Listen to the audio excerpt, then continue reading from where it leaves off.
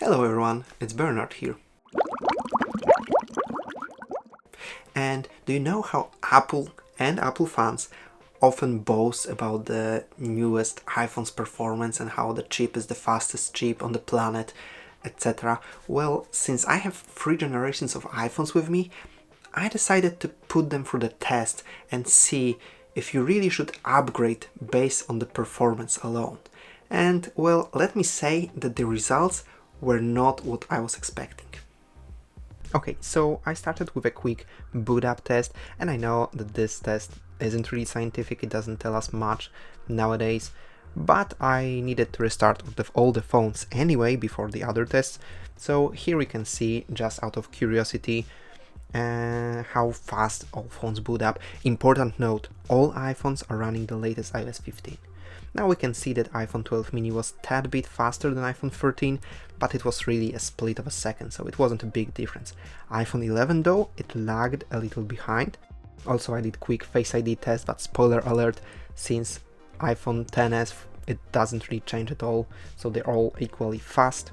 Now a Wi-Fi test, and yeah, the speed isn't really tremendous, but here was the first surprise during the test. First of several surprises actually.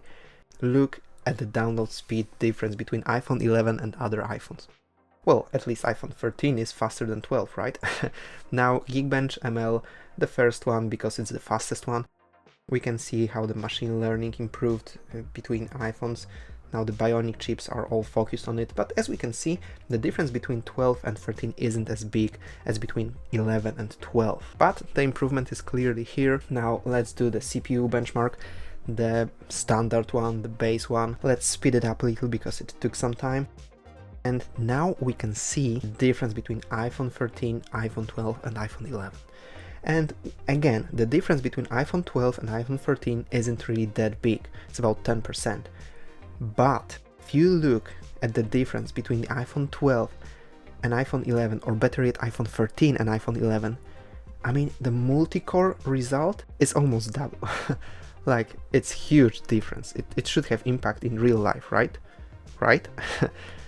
Okay, let's run one more benchmark. That's the Antutu benchmark, the graphics stress test. This is the hardest one for the iPhones, and I will speed it up again a little because it's the longest one. But during this benchmark, an interesting thing occurred.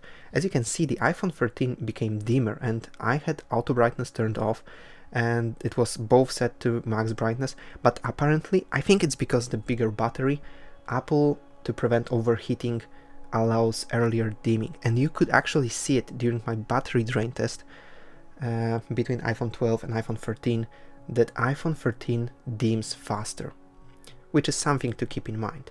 But now we see the results of the test on iPhone 13, now iPhone 12, and we need to still wait for iPhone 11. Obviously it's the oldest phone.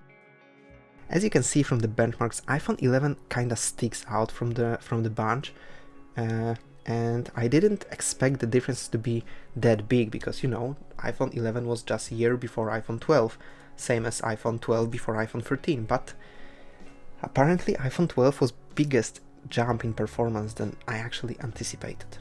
Here we have the final results. They aren't as staggering again, but they are substantial. You can clearly see them. Okay, these were the benchmarks. How about real life? And well, to my surprise, iPhone 11, despite the lowest performance in benchmarks, ran everything super smooth. All the apps, all the games were set to maximum graphics settings, and still I never basically dropped below 60 frames on any device. I was actually blown away that the iPhone 11 that scored half in benchmarks was as good as playing Call of Duty as iPhone 13. I decided to do an export then to see the difference, because I often do exports on my iPhone. It was the same file, 4K 60 frames per second, Dolby Vision HDR, airdropped between devices, and again, to my surprise, all phones finished basically in the same time. Like, the difference, it could be just different time of clicking export, human error. And actually, if not, iPhone 11 was fastest. This blew my mind because always exports were the place to find the difference, but no. I decided to do a quick app launching now, because, well, why not at this point? Launchpad is cleared on all the phones. Let's start with PUBG.